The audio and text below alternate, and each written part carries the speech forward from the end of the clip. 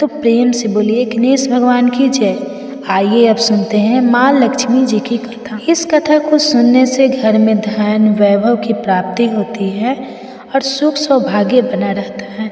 तो प्रेम से बोलिए माँ महालक्ष्मी जी की जय। एक समय की बात है, भद्रसव नाम के एक राजा थे। वे बड़े ही पराक्रमी राजा। उनकी पत्नी का नाम सूरज चंद्रिका था। रानी देखने में बहुत ही सुंदर और सुलक्षण थी तथा पतिव्रता नारी थी। उन दोनों को 7 पुत्र तथा उसके बाद में एक कन्या का वरदान मिला था। तो वरदान के अनुसार उन्हें पहले 7 पुत्रों की प्राप्ति हुई, उसके बाद एक कन्या ने जन्म लिया। तो राजा और रानी ने अपनी बेटी का नाम श्याम बाला रखा। एक समय की बात है कि माँ लक्ष्मी जी के मन में आया कि मैं महल में जाकर राजा के राजप्रसाद में रहूं। इसके राजा को दुगुनी धन दौलत की प्राप्ति होगी और वह इस धन दौलत से अपनी प्रजा को और भी अधिक सुख दे पाएगा। अगर गरीब के घर में रहूंगी तो वह तो स्वार्थी की तरह केवल अपने ऊपर ही खर्च करेगा। तो यह सोच के श्री महालक्ष्मी जी ने बूढ़ी ब्राह्मण स्त्री का रूप धारण किया और हाथ में लाठी लेकर लाठी के सहारे धीरे धीरे रानी के महल के द्वार तक पहुंच गए। उन्होंने बूढ़ी औरत का रूप धारण किया था, फिर भी उनके चेहरे पर देवी का तेज था। उन्हें देखते ही एक दासी सामने आई और पूछने लगी कि आपका नाम क्या है, कौन से गांव से आई है, क्या काम करती है, आपका धर्म क्या है। तो वृद्ध ब्राह्मण का रूप धारी लक्ष्मी माता ने कहा कि बेटी, मेरा नाम कमला है, मेरे पति का नाम भुवनेश्वर है, हम द्वारिका में रहते हैं। तुम्हारी रानी पिछले जन्म में एक वैश्य की पत्नी थी। वह वैश्य गरीब था। दरिद्रता के कारण इनके घर में रोजाना झगड़े होते थे। उसका पति उसे रोज मारता था। इन्हीं बातों से तंग आकर वह घर छोड़कर चली गई और वन में खाली पेट भटकने लगी। मुझे इसकी दुर्दशा पर दया आ गई और मैंने उसे सुख संपत्ति देने वाली श्री महालक्ष्मी जी की कथा सुनाई थी। मेरे कहने पर उसने श्री महालक्ष्मी जी का व्रत किया था, जिससे लक्ष्मी माता प्रसन्न हुई और इसकी गरीबी दूर हो गई। उसका घर धन दौलत संपत्ति से भर गया। बाद में पति और पत्नी अपने जीवन में सारे सुखों का भोग करते हुए परलोक को चले गए। लक्ष्मी व्रत के कारण वे पहले लक्ष्मी लोक में रहे। उन्होंने जितने साल महालक्ष्मी जी का व्रत किया था, उतने हजारों सालों तक उन्हें वहाँ पर सुख भोगना। उसके बाद तुम्हारी रानी का जन्म राजा घराने में हुआ है, परंतु वह तो श्री महालक्ष्मी जी का व्रत करना भूल गई है। उसे मैं याद दिलाने आई हूँ। तो बुढ़िया माई की बात सुनकर दासी ने उन्हें प्रणाम किया तथा श्री महालक्ष्मी का व्रत किस तरह किया जाता है इसके बारे में पूछा। तो महालक्ष्मी जी ने दासी को पूजा की विधि और व्रत की महिमा बताई। इसके बाद वह दासी माता को प्रणाम करके रानी को यह बताने के लिए अंदर चली गई। लेकिन राज वैभव में रहते हुए रानी को अपने ऐश्वर्य का बहुत घमंड था। संपत्ति तथा अधिकार की वजह से वह उन्मत्त हो गई थी। दासी द्वारा बताई गई बुढ़िया की बातें सुनकर वह आग बबूला हो गई और भागकर राजा द्वार पर आई और बुढ़िया के रूप में आई श्री महालक्ष्मी जी पर क्रोध के मारे न जाने कौन कौन से शब्द कहने लगी। रानी को पता नहीं था कि बुढ़िया के रूप में माँ महालक्ष्मी स्वयं आई है। रानी के इस तरह से रूख बर्ताव को देखकर और अपने अनादर को देखकर माता ने वहाँ ठहरना उचित नहीं समझा। वह सोचने लगी कि इसे तो अपने आप पर बहुत ही घमंड है, मुझे यहाँ से चलना चाहिए। तो वह बुढ़िया के रूप में आई लक्ष्मी माता अपनी लाठी के सहारे धीरे धीरे महल से बाहर निकल गई और जंगल की तरफ जाने लगी। तो गांव के रास्ते में उन्हें राजकुमारी श्याम बाला मिल गई। तो श्याम बाला ने बूढ़ी औरत को देखते ही कहा कि माँ जी, राम राम, आपको पहले कभी नहीं देखा, कहाँ से आई हो और कहाँ जा रही हो। तो माता लक्ष्मी कहने लगी कि बेटा, मैं तो तुम्हारे माँ से मिलने आई थी, उसे उसके पिछले जन्म के बारे में बताने के लिए।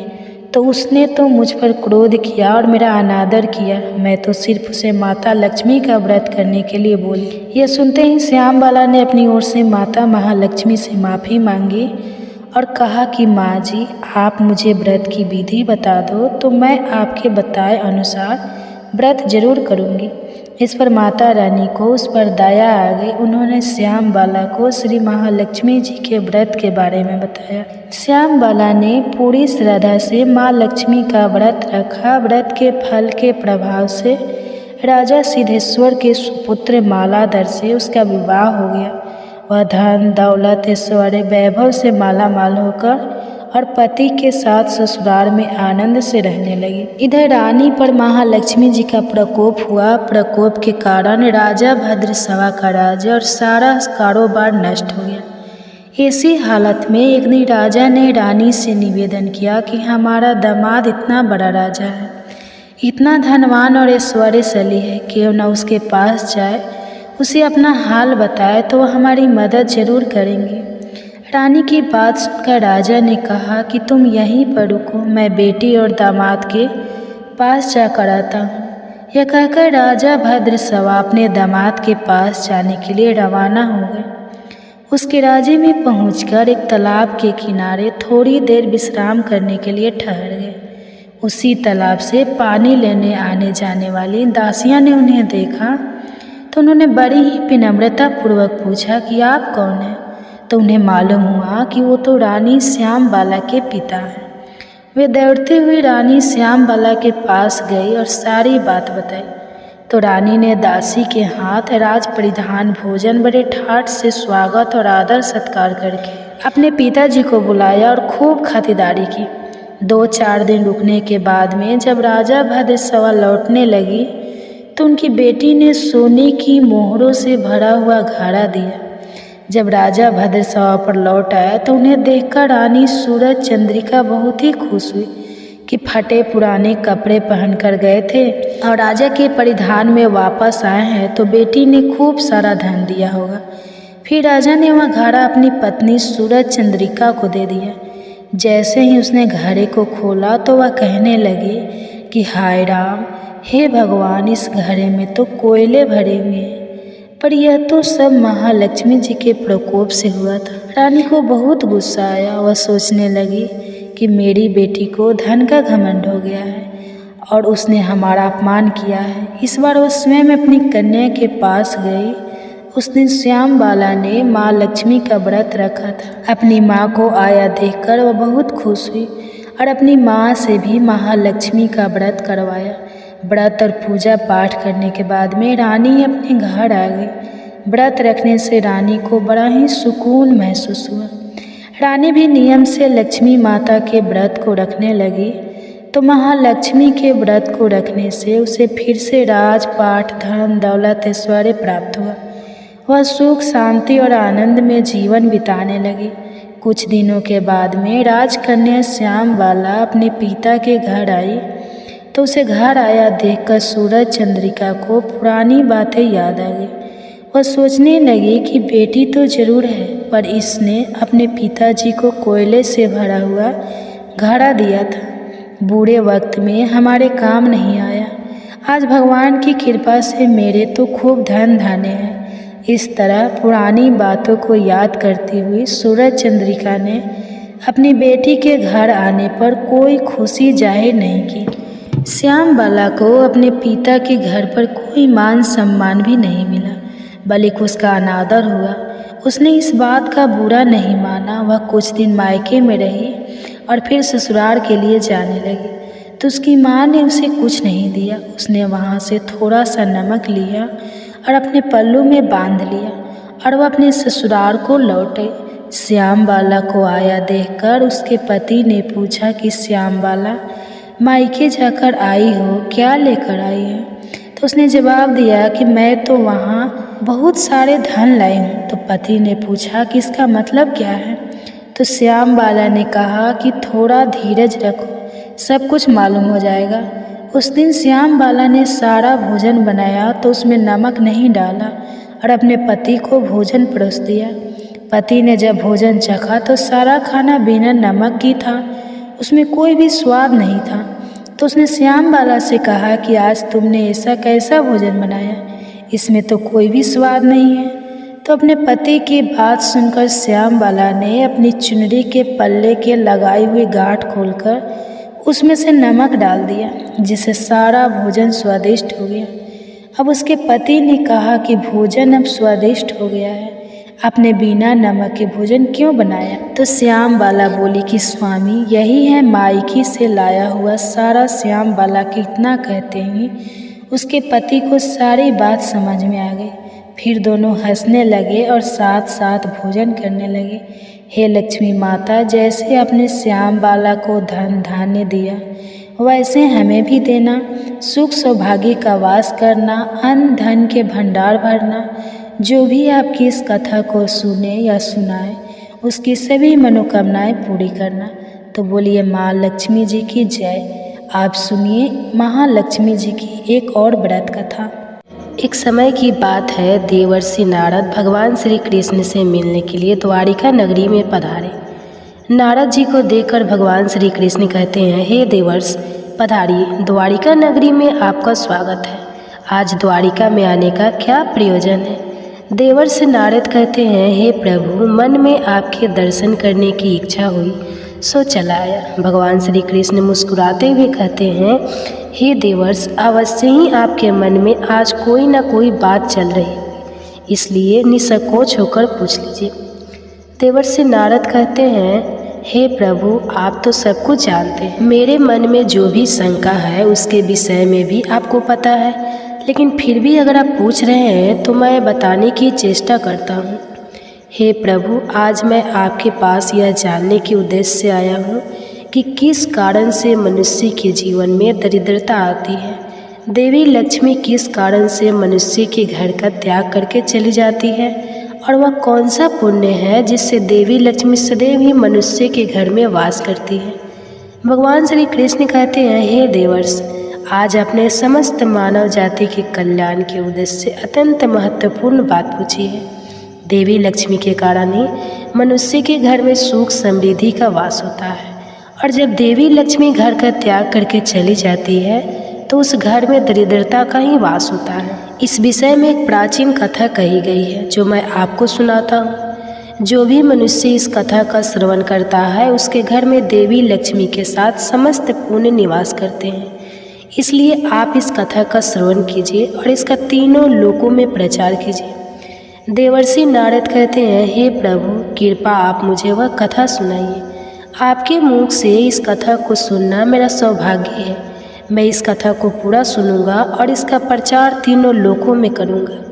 भगवान श्री कृष्ण कहते हैं, हे देवर्षि, जो मनुष्य सत्य का साथ देता है ईश्वर उसका साथ नहीं छोड़ते हैं। आज मैं आपको महाराज हर्षवर्धन की कथा सुनाता हूँ, जिन्होंने देवी लक्ष्मी का त्याग करके दरिद्रता को ग्रहण कर लिया था। त्रेता युग की बात है। भारतवर्ष में सत्यवादी धर्मात्मा राजा हर्षवर्धन राज्य करते थे। उनका राज्य कुंतल प्रदेश पर था। उनके राज्य की प्रजा उनसे अत्यंत संतुष्ट रहा करती थी। महाराज हर्षवर्धन बड़े दानवीर और वचन का पालन करने वाले थे। वे सदैव अपनी प्रजा के हित का ही विचार करते थे। महाराज हर्षवर्धन इतने दयालु थे कि उनकी महानता का परिचय इस बात से पता चलता है कि जब भी उनके नगर में कोई भी साधारण मनुष्य बिक्री करने के लिए बाजार में अन्न, वस्त्र आदि कोई वस्तु लाता, और यदि वह वस्तु साया काल तक नहीं बिकती तो उसे राजा स्वयं खरीद लिया करते थे, ताकि उनके राज्य से कोई खाली हाथ ना जा सके। अपनी प्रजा के हित के लिए राजा ने यह सत्य की प्रतिज्ञा की। स्वयं काल होते ही राजा के सेवक शहर में भ्रमण करते, और जब वे किसी को कोई वस्तु या द्रव्य लेकर बैठा हुआ देखते जिसे किसी ने खरीदा ना हो, तो महाराज के सेवक उस व्यक्ति से उन वस्तुओं की कीमत पूछते और उसकी इच्छा और ज़रूरत के अनुसार उसकी जो भी कीमत होती वह कीमत देकर उसकी वस्तुओं को खरीद लेते थे। इस प्रकार से महाराज के ऐसे दयालु स्वभाव को देखकर अनेक लोग प्रसन्न होकर उनकी महानता की चर्चा करने लगे। महाराज हर्षवर्धन की कीर्ति तीनों लोकों में होने लगी। देवता भी उनकी प्रशंसा करने लगे। जब यह बात धर्मराज को पता चली तो एक दिन स्वयं धर्मराज ने ही महाराज हर्षवर्धन की परीक्षा लेने की सोची।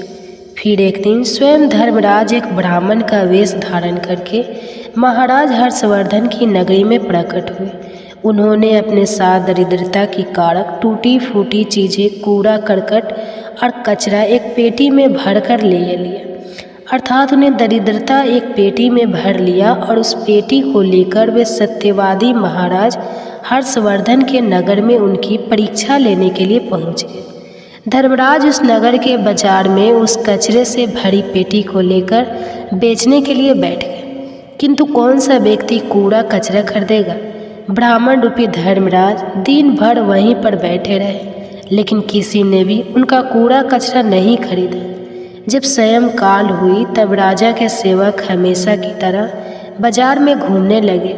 जिसका भी बिक्री का सामान बचा होता उसे वे उचित दाम देकर खरीद लेते थे, ताकि कोई खाली हाथ घर ना जा सके। फिर उसने देखा कि एक ब्राह्मण अपनी पेटी लेकर घर बैठा हुआ है। राजा के सेवकों ने उन ब्राह्मण महाशय के पास जाकर पूछा, हे ब्राह्मण महाराज, आप इस नगर में नए दिखाई दे रहे हैं, क्या हुआ? आपका सामान किसी ने भी नहीं खरीदा। ऐसा क्या लेकर आए हैं आप अपनी इस पेटी में? महाराज के आदेश से हम आपका यह सामान खरीदने के लिए आए हैं। कृपया बताइए आपकी इस पेटी में क्या है और इसका मूल्य कितना है। तब उस ब्राह्मण ने कहा, हे सैनिकों, मैं इस पेटी में दरिद्र लेकर आया, अर्थात कूड़ा कटकर भटकर ले आया, और इसका मूल्य 1000 स्वर्ण मुद्राएं है। उस ब्राह्मण के मुंह से ऐसे विचित्र वचन सुनकर वे सभी सैनिक हंसने लगे। और फिर उन्होंने उस ब्राह्मण से कहा, हे ब्राह्मण, आपकी पेटी में कूड़ा भरा हुआ है, इसे कौन लेगा? इसका मूल्य तो 1 पैसा भी नहीं है। फिर उस ब्राह्मण ने कहा, सैनिकों, यदि इसे कोई नहीं लेगा तो मैं इसे वापस अपने घर लेकर जाऊंगा। मैंने तो सुना है कि आपके महाराज यहाँ से किसी भी व्यापारी को खाली हाथ वापस नहीं जाने देते, उसका सारा द्रव्य खरीद लेते हैं। लगता है मैंने आपके महाराज के बारे में झूठ सुना है। उस ब्राह्मण की ऐसी बात सुनकर राजा के सेवकों ने कहा, हे ब्राह्मण, आपने सही सुना है, हमारे महाराज किसी भी व्यापारी को खाली हाथ घर नहीं भेजते, उसका सारा माल खरीद लेते हैं। इसलिए तुम थोड़ी देर रुको, हम अभी आप महाराज के पास जाकर आते हैं। फिर उनसे एक सेवक महाराज हर्षवर्धन के पास जाता है और उनसे कहता है, हे महाराज, आज हमारे नगर के बाजार में एक ब्राह्मण आया है। वह बड़ा ही विचित्र है। वह अपनी पेटी में कूड़ा कचरा भर कर रखा है और उसका मूल्य वह 1000 स्वर्ण मुद्राएं बता रहा है। तब महाराज ने कहा, हे सैनिकों, तुम जाकर उसके सामान का मूल्य जो कम से कम हो सके उतना उसे देकर उसका सामान खरीद कर लाओ। उसे उसकी वस्तुएं लेकर वापस मत जाने दो, अन्यथा मेरा वचन झूठा हो जाएगा।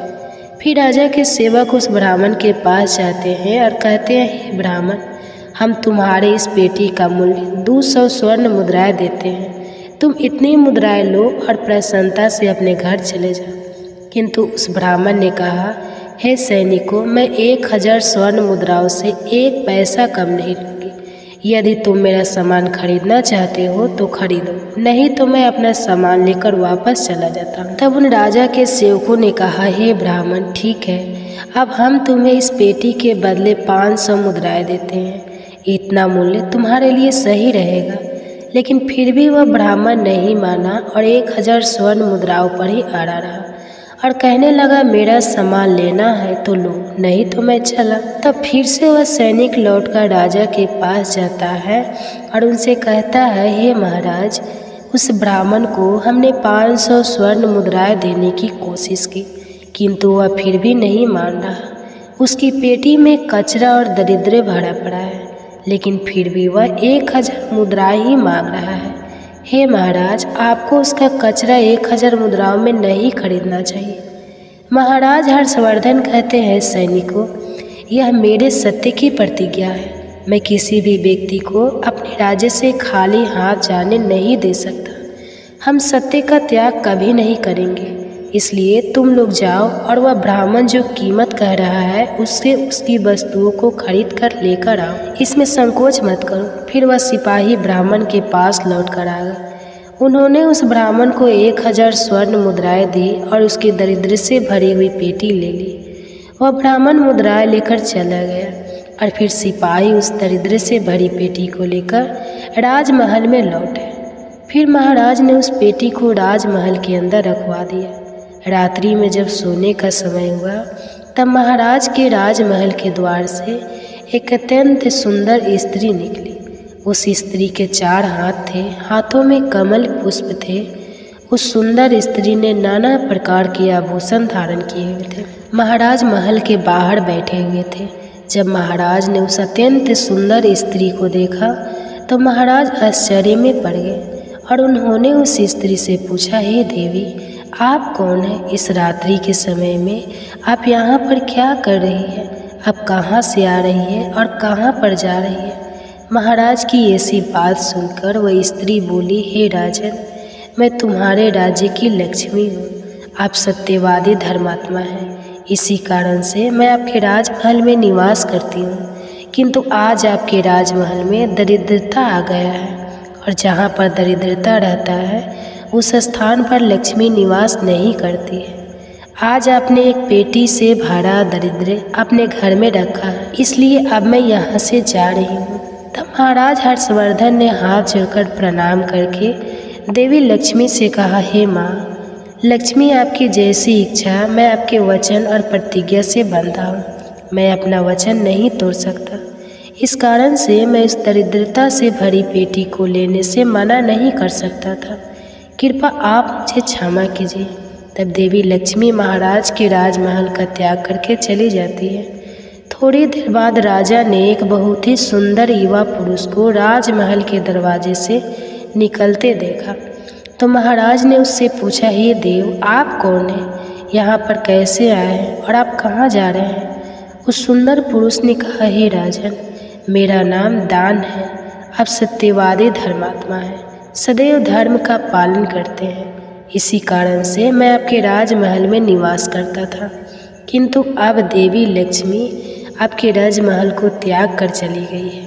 लक्ष्मी के बिना आप दान कहाँ से करेंगे? इसलिए मैं भी अब आपको छोड़कर जा रहा हूँ। तब महाराज हर्षवर्धन बोले, हे देव, ठीक है, जैसी आपकी इच्छा आप भी जा सकते हैं, किंतु मैं अपने वचन को तोड़ नहीं सकता।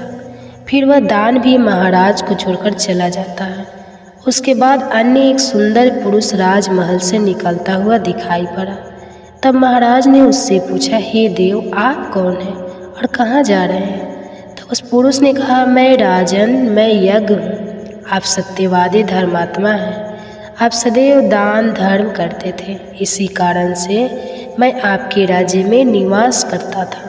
किंतु अब देवी लक्ष्मी और दान आपका घर छोड़कर चले गए हैं, इसलिए मैं भी जा रहा हूँ, क्योंकि लक्ष्मी के बिना यज्ञ नहीं किया जा सकता और दान के बिना यज्ञ संपन्न नहीं हो सकता, इसलिए मैं भी आपका त्याग करके जा रहा हूँ। महाराज हर्षवर्धन ने कहा, हे देव, ठीक है, जैसी आपकी इच्छा, आप भी जा सकते हैं, किंतु मैं अपने वचन का त्याग नहीं करूँगा।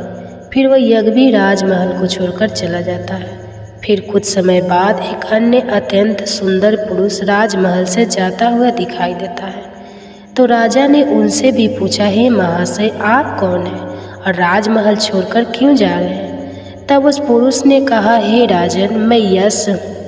आपके पुण्य के कारण मैं आपके घर में निवास कर रहा था, किंतु अब आपके यहाँ से लक्ष्मी, दान, यज्ञ आदि सब चले गए हैं, तो उनके बिना आपको यश की प्रकृति नहीं हो सकती, इसी कारण से मैं भी यहाँ से जा रहा हूँ। तब राजा ने उन्हें भी नमस्कार किया और आदरपूर्वक जाने दिया। फिर उसके बाद अन्य एक अत्यंत सुंदर स्त्री राजमहल से निकली, जिसने सुंदर वस्त्र परिधान किए हुए थे। उसे देखकर राजा ने पूछ लिया, हे देवी, आप कौन हैं और आप किस कारण से मेरे राज्य महल का त्याग कर रही हो? तब वह स्त्री बोली, हे राजन, मैं कृति हूँ। लक्ष्मी, दान, यज्ञ और यश ने भी आपका साथ छोड़ दिया है, तो उनके बिना मैं भी आपके राजमहल में नहीं ठहर सकती, इसलिए मैं भी जा रही हूँ। तब राजा ने उन्हें भी जाने दिया। अंत में एक अत्यंत सुंदर पुरुष राजमहल से निकला और उसे देखकर राजा ने पूछा, हे देव, आप कौन हैं और आप भी हमारे राजमहल को छोड़कर क्यों जा रहे हैं? तब उस पुरुष ने कहा, हे राजन, मैं सत्य हूँ। आप एक सत्यवादी धर्मात्मा राजा हैं, इसलिए मैं आपके यहाँ निवास करता था, किंतु अब आपके यहाँ से लक्ष्मी, दान, यज्ञ, यश, कृति आदि सभी चले गए हैं, तो मैं भी यहाँ से जा रहा हूँ। तब महाराज हर्षवर्धन ने कहा है, हे सत्य, आप भी मेरा त्याग कर रहे हैं, किंतु मैंने तो आपका कभी त्याग ही नहीं किया। आपका त्याग ना करने के कारण ही सभी मुझे छोड़कर जा रहे हैं, इसलिए आप मुझे छोड़कर कैसे जा सकते हैं। मैंने अपने सत्य वचन का पालन करने के लिए ही दरिद्री को अपने घर में रखा था। मैंने संसार के कल्याण के लिए यह वचन दिया था कि मेरे राज्य से कोई भी खाली हाथ नहीं जाएगा। जो भी मेरे राज्य में कोई वस्तु बेचने आएगा, यदि उसकी वस्तु कोई नहीं खरीदे तो उसे मैं खरीद लूँगा। इसलिए मैंने अपने सत्य वचन का पालन करने के लिए उस ब्राह्मण को 1000 स्वर्ण मुद्रा देकर उससे दरिद्री को खरीद लिया था। उसी दरिद्र की पेटी के कारण देवी लक्ष्मी ने आकर मुझसे कहा कि वे उस स्थान पर निवास नहीं करती है जिस स्थान पर दरिद्र रहता है। और देवी लक्ष्मी के जाते ही यज्ञ, दान, यश, कृति सब मुझे छोड़कर चले गए हैं। सत्य वचन का पालन करने के लिए ही मैंने उन सभी को जाने दिया, और अब आप भी मुझे छोड़कर जा रहे हैं। महाराज हर्षवर्धन की बात सुनकर वह सत्य बोला, हे राजन, यदि आपने मेरे लिए ही इन सब का त्याग किया है तो ठीक है, मैं आपका राजमहल छोड़कर नहीं जाऊंगा। आप सचमुच बड़े पुण्य आत्मा और सत्यवादी हैं, इसलिए अब से मैं आपके राज्य महल में ही निवास करूंगा। और वह सत्य फिर से राजमहल में लौट गई। उसके थोड़ी ही देर बाद एक सुंदर स्त्री लौट कर आ गई। उसे देखकर राजा ने पूछा, हे देवी, आप कौन हैं? आप कृति हैं। अभी आप मुझे छोड़कर चली गई थी, तो फिर वापस क्यों लौट कर आई? आप तब कृति ने कहा, हे राजन, मुझे क्षमा करो, मैं लक्ष्मी, यश, दान, यश के बिना तो रह सकती हूँ, किंतु सत्य के बिना नहीं। इसलिए जहाँ सत्य रहेगा मैं भी वहीं पर रहूँगी। फिर राजा ने कृति का स्वागत किया और वह राजमहल में चली गई। फिर यश वहाँ पर लौट कर आ गया। राजा ने उनसे पूछा, हे महाशय, आप तो यश है और आप मुझे छोड़कर चले गए थे, फिर लौट कर क्यों आए? तब उस पुरुष ने कहा, हे राजन, कोई राजा कितना ही बड़ा धनवान हो, दानवीर हो, किंतु सत्य के बिना उसे यश प्राप्त नहीं हो सकता। इसलिए जहाँ पर सत्य विराजमान रहता है मैं भी वहीं पर रहता हूँ। सत्य के बिना मैं नहीं रह सकता। ऐसा कहकर फिर यश ने राजमहल में प्रवेश किया। उसके कुछ क्षण बाद यज्ञ भी लौट कर आ गया। राजा ने उनसे भी पूछा, हे महाशय, आप क्यों लौट कर आए? तब यज्ञ ने कहा, हे राजन, चाहे कोई कितना भी लक्ष्मीपति और दानसी क्यों न हो, किंतु बिना सत्य के यज्ञ शोभा नहीं देता है। आप में सत्य विराजमान है, इसलिए मैं भी आपके पास ही रहूँगा। इतना कहकर यज्ञ भी राजमहल में वापस लौटा। उसके कुछ क्षण बाद दान भी वापस आ गया। राजा ने उनसे भी पूछा, हे महाशय, आप भी मुझे छोड़कर गए थे, फिर लौटकर किस कारण से आ गए? तब उस पुरुष ने कहा, हे राजन, मैं दान हूँ। कुछ समय पहले मैं आपको छोड़कर गया था, किंतु आप में सत्य विराजमान है, और जहाँ सत्य रहता है मैं भी वहीं रहता हूँ। कोई भी मनुष्य कितना ही धनवान क्यों ना हो, किंतु बिना सत्य के वह दान नहीं कर सकता। दान का महत्व सत्य से ही होता है, इसलिए मैं भी लौटकर आ गया। राजा ने कहा, ठीक है, आपका भी स्वागत है। और फिर दान भी राजमहल में चला गया। और फिर उसके बाद साक्षात देवी लक्ष्मी लौटकर आ गई। राजा ने पूछा, हे माँ लक्ष्मी, आप वापस क्यों आ गई? आप तो मुझे छोड़कर चली गई थी। तब देवी लक्ष्मी ने कहा, हे राजन, यह आपके सत्य की परीक्षा थी। आपके यहाँ पर यश, दान, यज्ञ और सत्य सभी निवास करते हैं, और लक्ष्मी के बिना सभी विफल हो जाएंगे। इसलिए मैं आपके सत्य के धर्म की रक्षा करने हेतु लौटकर आ गई हूँ। तब राजा ने कहा, हे माँ लक्ष्मी, मेरे यहाँ पर तो दरिद्रता से भरी हुई पेटी है। जहाँ दरिद्रता रहता है वहाँ पर आप कैसे निवास कर सकती हो? तब देवी लक्ष्मी ने कहा, हे राजन, मेरी कृपा से वह दरिद्रता से भरी पेटी भी स्वर्ण और रत्नों से भर जाएगी। इतना कहकर माँ लक्ष्मी भी राजमहल में प्रवेश करती है। माँ लक्ष्मी के प्रवेश करते ही वह पेटी में भरा पड़ा काड़ा कचरा रत्न और स्वर्ण के आभूषण में बदल गया। इसके कुछ समय के पश्चात स्वयं धर्मराज ब्राह्मण के रूप में राजमहल में आ गए। तब राजा ने उनसे पूछा कि हे विप्र, आप कौन हो? आपने तो मेरा त्याग नहीं किया था, फिर आप यहाँ पर कैसे आ गए? तब उस ब्राह्मण ने कहा, हे राजन, मैं साक्षात धर्म हूँ। मैं ही ब्राह्मण का रूप धारण करके आया था और मैंने ही 1000 स्वर्ण मुद्राओं के बदले तुम्हें दरिद्र दिया था, किंतु तुमने अपने सत्य के बल से मुझे जीत लिया है। इसलिए अब मैं तुम्हें वरदान देने के लिए आया हूँ। बताओ मैं तुम्हें कौन सा वरदान करूँ। इतना कहकर धर्मराज ने अपना मूल स्वरूप धारण किया।